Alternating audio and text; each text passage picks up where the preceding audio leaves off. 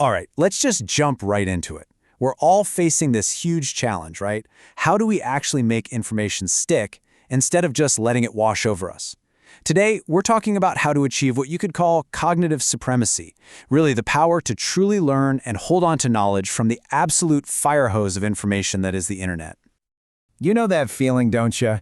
You spend like 20 minutes on some deep dive video, maybe it's quantum physics, maybe it's coding, and you're just nodding along, feeling like an absolute genius. You've got this, you've totally mastered.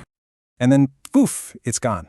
Someone asks you about it just an hour later, and you can barely even remember the main points. It's like the knowledge was written in disappearing ink. Look, this is a super common thing, but the good news is it doesn't have to be this way. There's a fix. So it turns out this all happens because we're basically faced with a choice every time we learn online. There are two very different paths we can take. The real question you got to ask yourself is, which one am I on? And here they are, side by side. On the left, you've got the default path. This is where most of us live. It's just passive viewing, what some people call YouTube slop, where you just let the content play. The result? You forget. And even worse, you get the illusion of learning. But then, on the right, that's the S-tier path. And yeah, S is like the top rank in a video game for a reason. This path is all about active practice. The outcome? Real, actual retention. Genuine mastery. And this is the real kicker.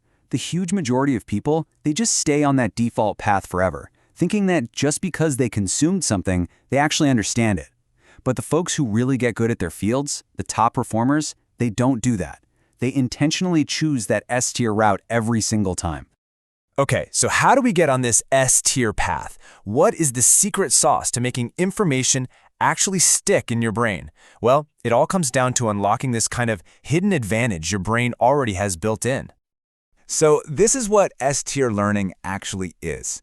It's using structured formats, things like practice questions or textbook problems, to simulate a real-world need for the knowledge. And that simulation part, that's the secret ingredient right there. And when you do this consistently, you build what we're going to call an invisible advantage. See, while everyone else is just passively watching and forgetting, you're actively embedding that knowledge deep inside. It gives you this profound, almost unfair edge. And it's invisible because nobody sees you doing the work, but man, the results are obvious. This quote, this gets to the absolute heart of it. Our brains are basically just giant filtering machines, trying to throw out anything that seems unimportant. So your job isn't just to learn something, it's to convince your brain that this piece of information is literally vital for your survival.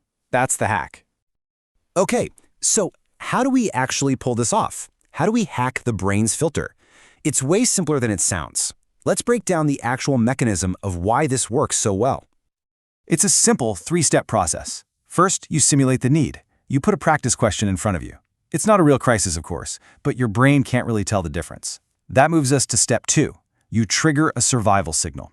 Your brain goes, whoa, I need this information right now to solve this problem. And that leads to the final step, number 3. Flag and store. The information gets a big red vital stamp on it, and it gets escorted right past the short-term memory bouncer, straight into the long-term VIP lounge. You see, this completely reframes the whole point of practice.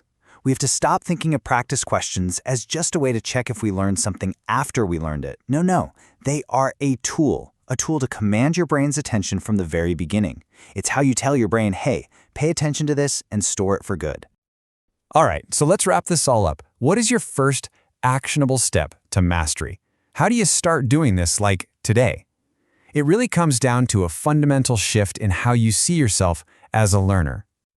This right here is the whole mindset shift. You have to make a conscious choice to stop being a passive consumer and start being an active practitioner.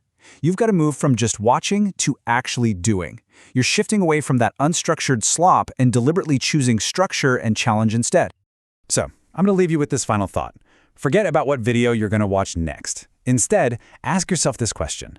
Based on something you learned recently, what is the one single thing you will practice, not just watch, but actually do today? Because that, right there, that's where the real learning starts.